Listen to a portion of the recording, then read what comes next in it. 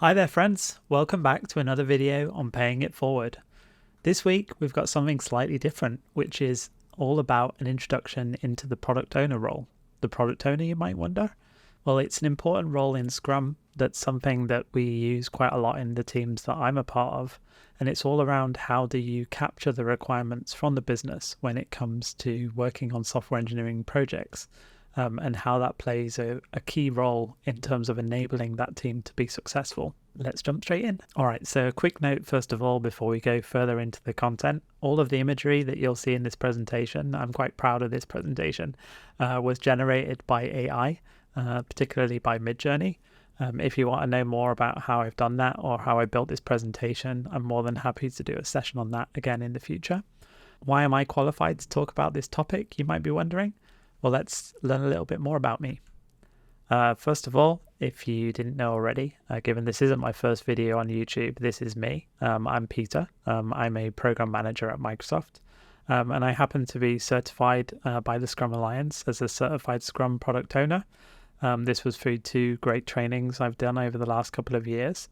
And what this really allows me to do, I would say, in my role, being certified in this particular area, is help to kind of, let's say, you can see this picture on the right, another AI special, was all around kind of how you have 2 bridges here representing business and technology.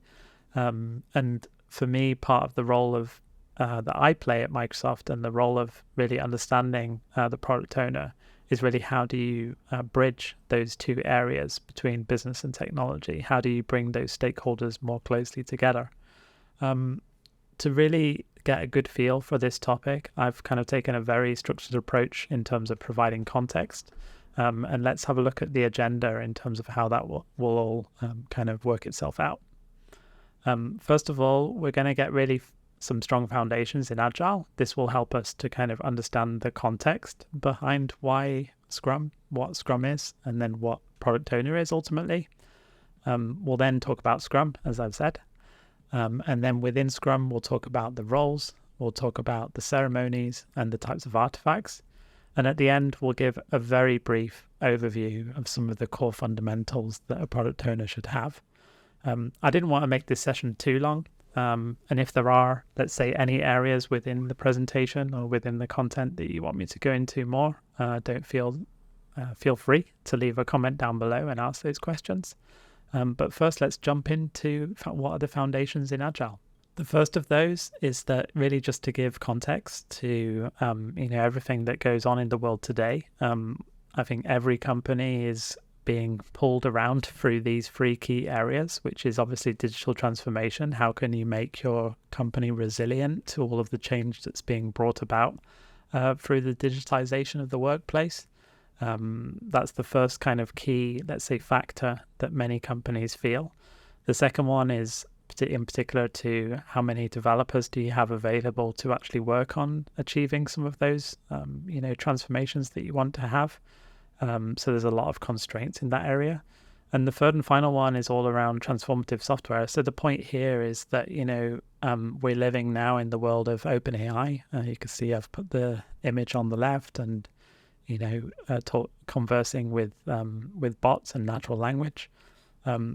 This transformative software is another, let's say, challenge that companies need to solve for, and they need to appreciate and understand what they can do to embrace it.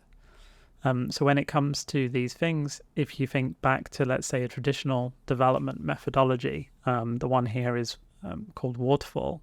The best example or analogy I would give to this is something like back in the early versions of Windows that you would buy a boxed off-the-shelf version of Windows. And the way that those products would be developed is that there would be a planning period, requirements would be drawn up, they'd be designed, then the team would get through to development, they'd test it, and then they'd deploy it, and then they'd ship the actual software in the box. And whilst this works very well for that kind of distribution method, nowadays when people have let's say devices where they're expecting constant updates, it maybe doesn't work so well. And one of, let's say, the best methods to illustrate where this wouldn't work well is if you were, let's say, going through this cycle, let's just say it's 1 year, end to end from left to right on the diagram. And then all of a sudden in, let's say, month 6, when you're deep in development, ChatGPT gets announced from OpenAI.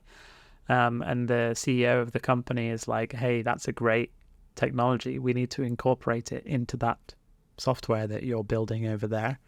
Many companies would be, freaking out because they've just spent 6 months getting to development, and now they feel perhaps that they have to go back to the beginning again. There's been this approach that things need to change, that there needs to be something done differently. And how this was, let's say, how this was brought about was that there was a meeting of, some very smart people back in 2001. So this is not anything brand new. I'll just move my face so you can see a bit better. And they drew up something called the Agile Manifesto to really focus on a better way of doing things than that waterfall approach. Not just focusing on waterfall, but waterfall being one example. And they, let's say, highlighted that there were certain things when you're thinking of doing things in an agile manner that are more important than not doing. So it all talked about valuing items more than something else. So in this particular case, you would value individuals and their interactions over heavy processes and tools. You would value working software over comprehensive documentation.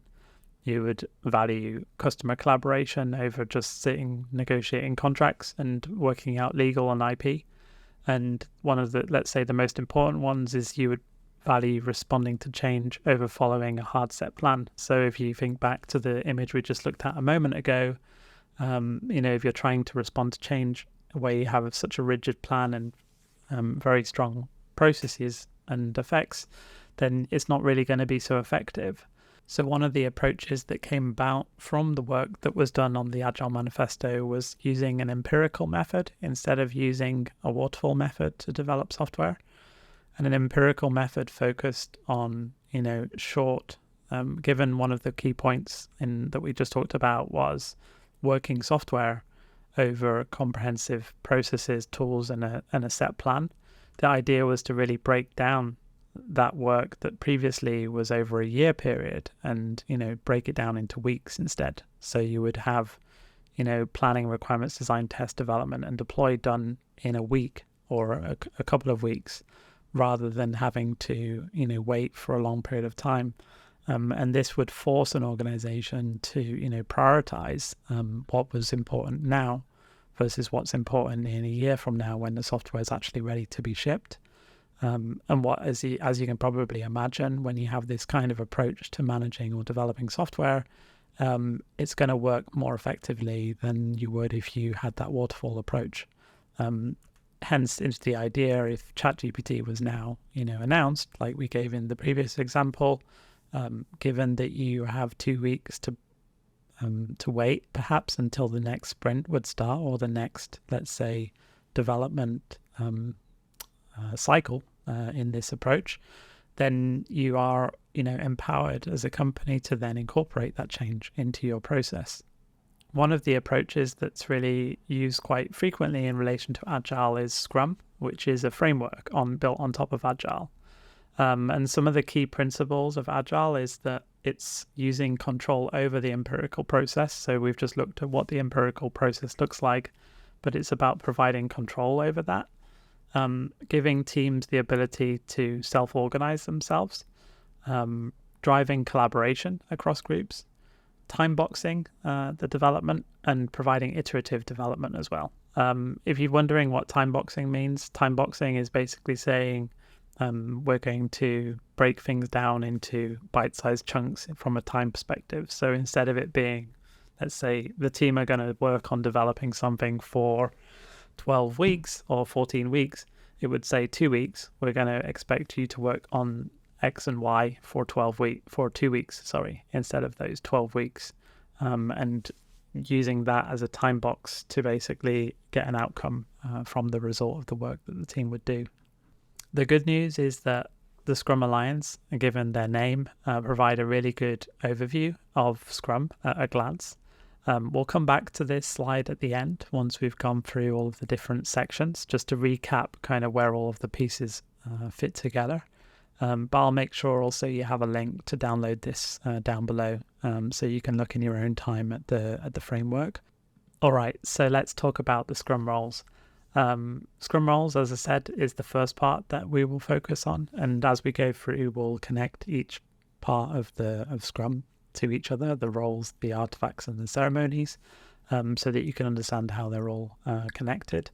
Again, I had fun with this section because I used, again, AI art image generation through Midjourney, and I also worked with ChatGPT to help kind of formulate the different roles using the analogies of construction workers, because I feel sometimes if you're not in software engineering, or if you're new to software engineering, it can be useful to have an analogy.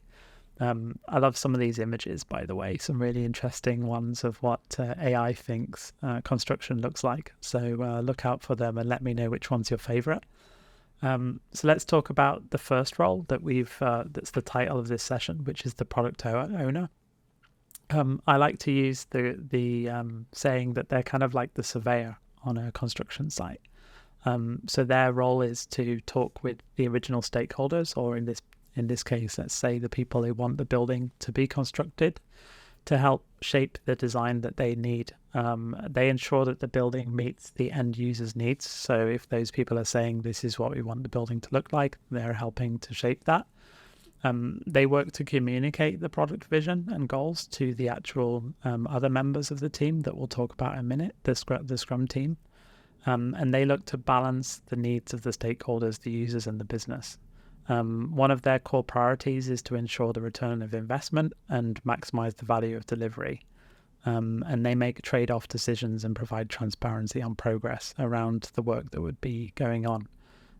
This is kind of as we bring this back later on into the analogy of the Scrum framework from Scrum Alliance, you'll kind of understand how all these bits fit together in that respect as well. Now, if we talk about the Scrum Master, they're kind of, again, what I'd call the on-site manager. Their role is to ensure the developers are focusing on the right tracks, and that they remove any obstacles from them working on the right stuff. They work to facilitate the Scrum events every single day. So, for example, sprint planning, we'll talk about those Scrum events, the ceremonies later on. They coach the team and support them on Scrum practices and Agile principles so that they're operating in the most effective way. And they work to really foster and create a healthy environment for the team to work.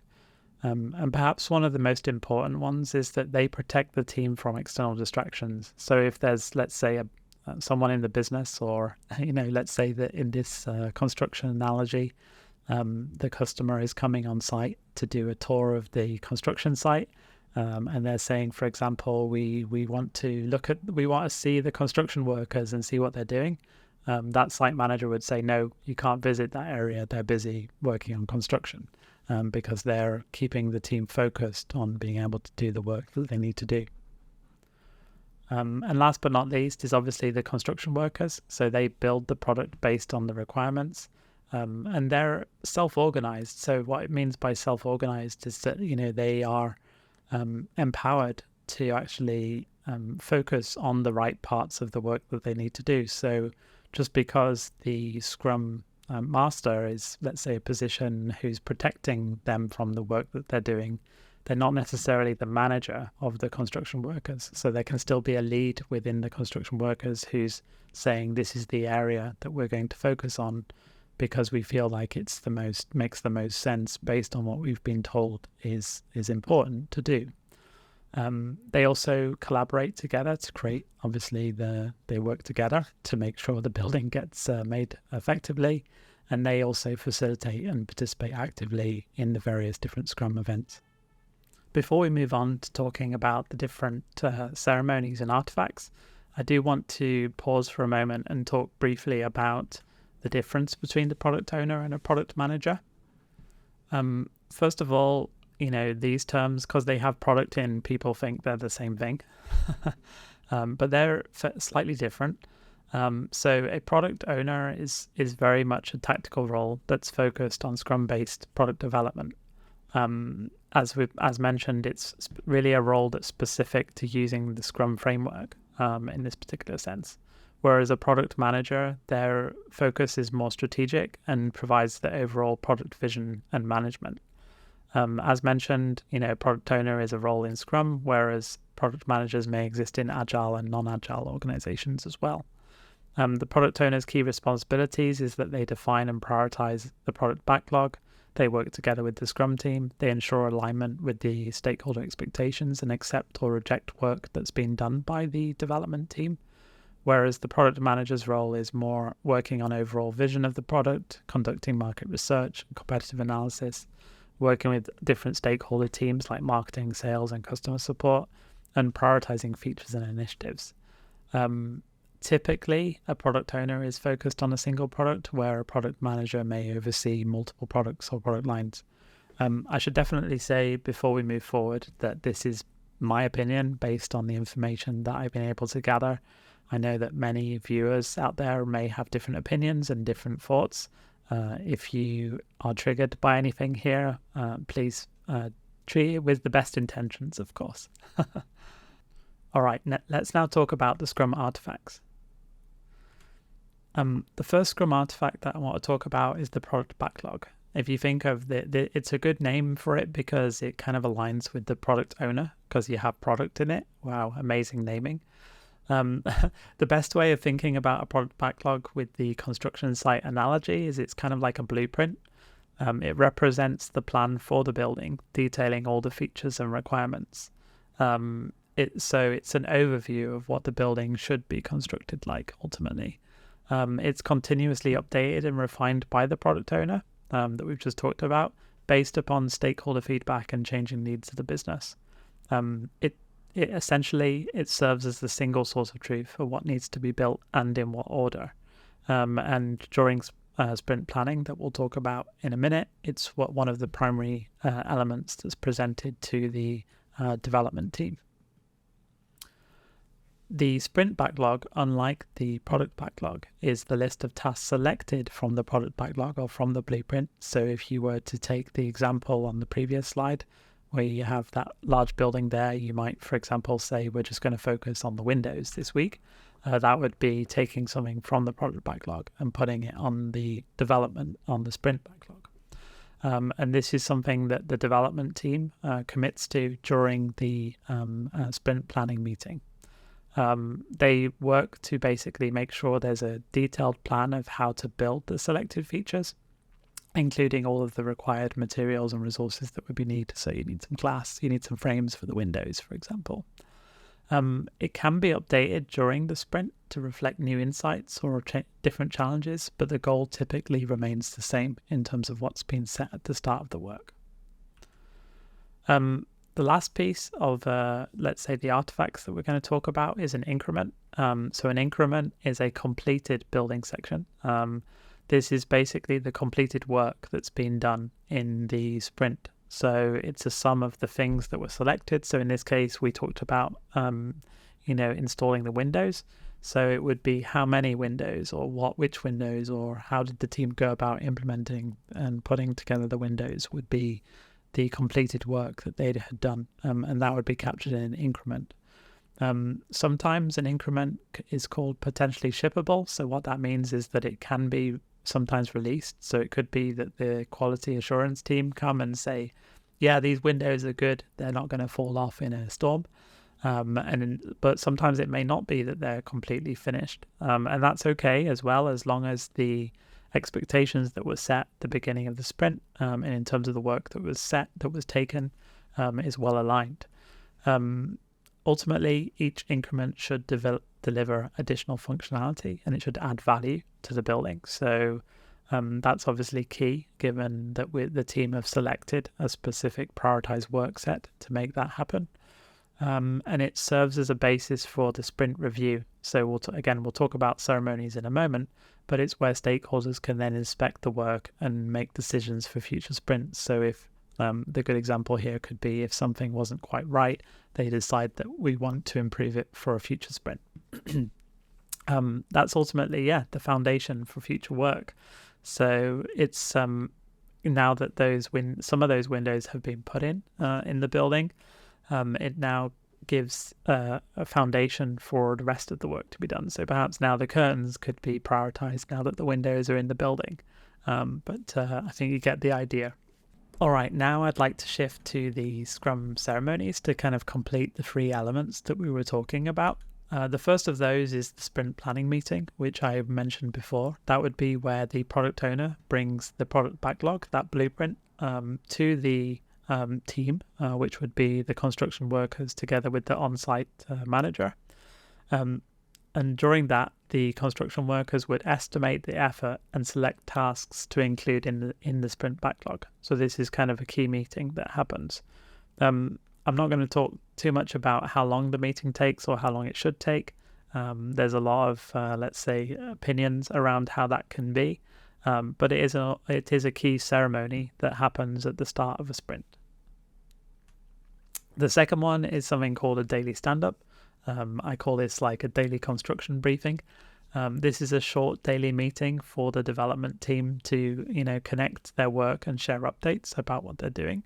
It could be, for example, that let's say the construction workers are maybe 5 or 6 workers working together. And it might be during, let's say, one day of work that they are each focusing on an individual task. And this is a key moment in time for them to, discuss what they've done, what are they working on, and any obstacles that they've encountered. And let's say the actions that the team that are taken from that meeting, which may be like there's an impediment. Let's say the guy at the back there who's looking on with his cool glasses in the example, perhaps he mentions that he doesn't have enough screws for the door frames that he's installing on the site.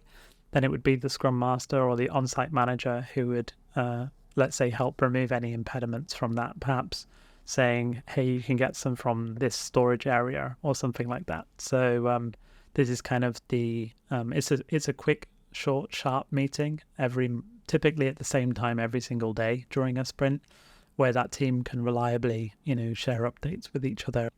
The sprint review is really a meeting at the end of the sprint to inspect the increment that we talked about just a minute ago and gather feedback. So I talked about quality assurance before, but it was just to give an example. In this case, you can see there's someone here who looks like they're checking the electrics in the building. Another great example from AI art image generation. The stakeholders, the product owner and the Scrum team review the work completed and discuss any changes or updates to the product backlog. And ultimately, this is an opportunity to adapt the plan based on those insights and stakeholder feedback. So, the decisions that would be made in terms of what's done next would ultimately be made during a sprint review to determine if the team is focusing on the right thing or they're looking forward with the right elements. The last ceremony to highlight is something called a sprint retrospective, or I call it like the project debrief. So this is after the sprint has completed. And it's a meeting where the Scrum team, let's say the product owner together with the engineers, developers together with the Scrum Master, they meet together to talk about what went well, what didn't go well, and what could be done differently in the next sprint. And the Scrum Master facilitates the discussion and helps the team create a plan for implementing those improvements. So it's all kind of about giving the team a moment to reflect on what was done in that short period of time, that 2-week window of time, and really get if there was something that they perhaps didn't like. So I'm going to say here, the guy with the white helmet, he found that he wanted more, let's say, Phillips screwdrivers for the work that he was doing, because he found that those work better than the existing ones that he had. He might give that as feedback during something that didn't work well. And then the on-site manager would help to, let's say, acquire those to help the team be more effective in the next upcoming tasks that they would have to do on the building site. So like I said, let's come back to the Scrum framework and let's have a little look closer at some of the different parts of it, so that we can kind of connect all of the pieces that we've just been talking about. So over here on the left-hand side, we have the product owner that's managing the product backlog that we've just talked about before. And this is a list of what is needed to improve the product and includes the product role. What happens what something is that the product owner's doing all of the time is refining that list. So refining it based on the details, the information that's being provided by stakeholders, because they're, let's say, the ears of the business. Ultimately, they're able to, reprioritize, select things on the backlog that need to be considered more effectively moving forward. Whereas during sprint planning, items from that backlog are chosen as work that should be completed within the sprint, and then that's added to the sprint backlog, which as we've mentioned already, is over here. So this is the sprint backlog here, and this is a list of items selected for the sprint by the developers, plus a plan for delivering this as an increment, realizing the goal of the sprint. And like I said before, there's no hard maths on this, but every sprint should bring the product closer to the overall product goal. And sprints of 1 month or less are kind of the key area of what's going on within the sprint. And you can see here is kind of one of the key roles, which is the Scrum Master, is ensuring that the sprint is ultimately protected from any distractions or things that would be going on. The team then leverage the daily Scrum, as we talked about before, and the purpose of this is to inspect progress towards the goal, adapt the sprint backlog as necessary, and adjust the upcoming work with the help of the Scrum Master.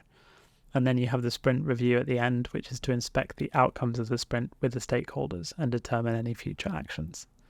And like we talked about before, the increment is the sum of the usable things that we've completed in the sprint, that meet the definition of done and that can kind of be used moving forward. Last but not least, the sprint retrospective is when the Scrum team inspects how the last sprint went with regards to the interactions, the tools, the definition of done, what they liked, what they didn't like, what could be improved moving forward.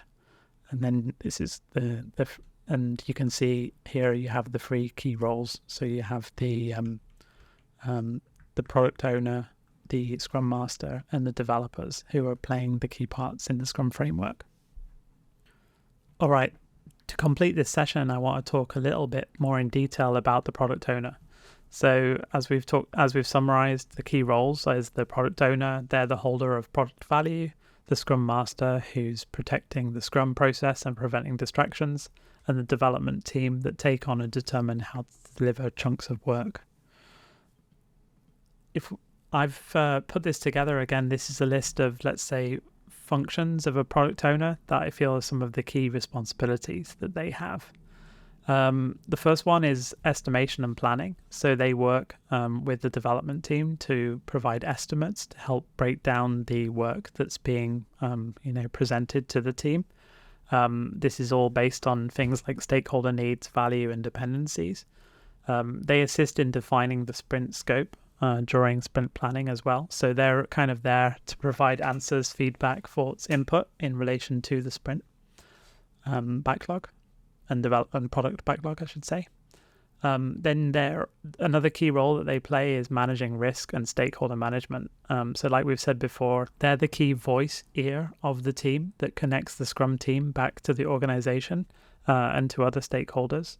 And they work to, let's say, identify potential risks that could be coming up. So it could be, that they see something that would impact the team that they'll work to mitigate without bothering the rest of the Scrum team about it. They work as a liaison between the stakeholders and the Scrum team, and they really work to kind of gather and incorporate stakeholder feedback. One of their roles, which I know again has a lot of debate, is that one of the key responsibles is to write user stories and to ensure quality. So what's a user story? A user story is ultimately let's say, a reflection of work from the perspective of someone who would want to use that feature. So if we were to say, for example, that you had a feature which was, let's